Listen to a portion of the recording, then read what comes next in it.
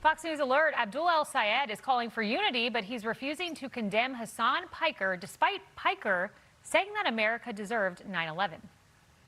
He said that you need to renounce people like the left-wing streamer Hasan Piker, who was campaigning with you, who was out there in Michigan on Monday night, I believe last night as well. Do you have any plans to do that?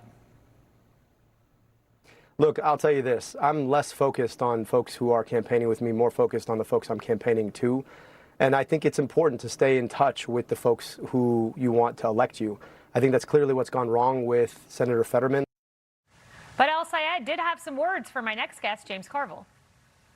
Now James Carville's talking about leaving the party. We got John Fetterman, James Carville fantasizing about leaving the party. I'm like, you're sweetening the deal. It's also, I mean, it's just so, part of me is like, why does anybody still listen to James Carville? He said one smart thing once, which he seems to have forgotten, which is, it's the economy stupid.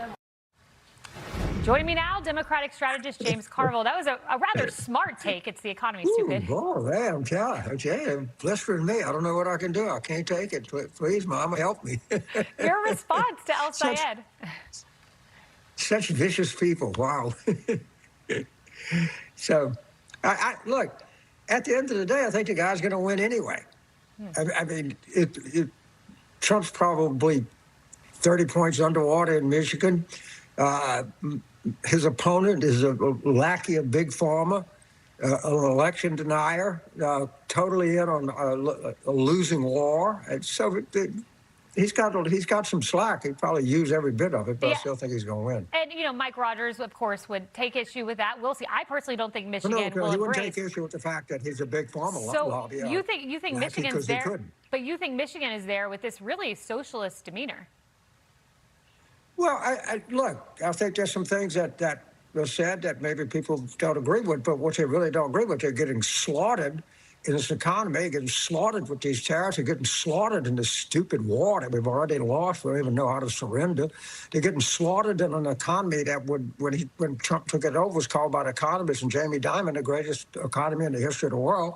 Now we're at the point where we're losing jobs and they keep revising jobward laws downward. So, yeah, this is a race where if you're not a Republican, you should win and win easy. I don't know if Al-Sayed can win easy, but I think he's going to win. I'm going to take a bet with you there. I think Michigan votes for Mike Rogers, and I think value added is President Trump. My view. I do want to play this for you. Here's Bernie Sanders. Listen to this. So when someone like James Carville says he doesn't want to be in the same political party as Hasan Piker, which one are you going to take? Well, that's not much of a choice. If Mr. Carville doesn't want to be in my party, the party that I belong to, that Piker, that El-Sayed belongs to, he can start his own party. These socialists spend a lot of time on you.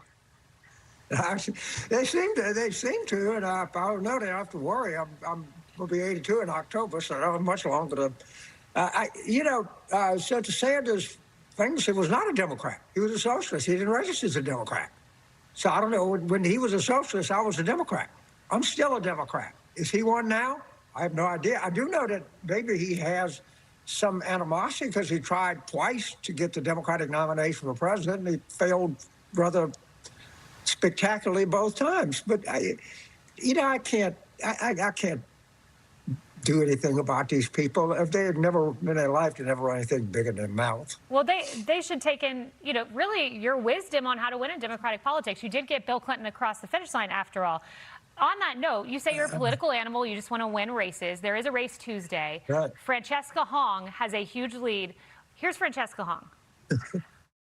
Thanksgiving is also a time that's incredibly painful for many people in our communities. And so I think I wanted to make sure that people understood that there are multiple views, but views can evolve. I mean, James, she says Thanksgiving is now her favorite holiday, but I imagine you don't like that as a political operative, that quote. Look, I think that the progressive left, they're very tech people. I think they've come up with an AI random stupid idea generator. And I think the stupid idea generator can think of things that humans can't, like canceling Thanksgiving or being against interracial dating. So I'm just waiting to the next stupid idea AI generator that comes out, spits out of that, it'll probably go through the humanities faculty at the University of Wisconsin before it actually gets put in a candidate's hand. That seems like where some of these ideas would originate.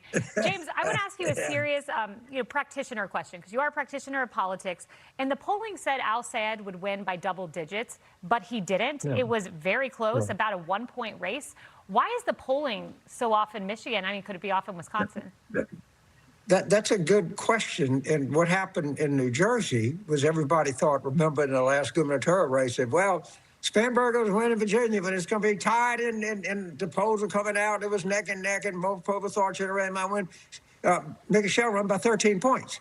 So there have been some pretty big polling failures. You talk to any pollster, they'll tell you primaries are notoriously hard to poll. And what I don't think that it's rigged by anybody. I think the last thing a pollster wants is to be wrong.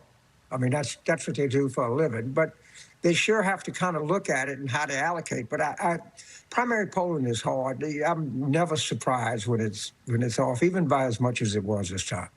Interesting. Well, I look forward to having more conversations like this as we head into the midterm. Thank you. I guess they're all Bernie Sanders and Hasan Piker, and I'll say they're all running me out. All right. Well, we'll stick around a little bit longer. Thank you. Maybe they should listen. You got Bill Clinton elected. Thank you, James. Be sure to like and subscribe for all the Fox News latest on YouTube, and catch full shows streaming now on Fox One.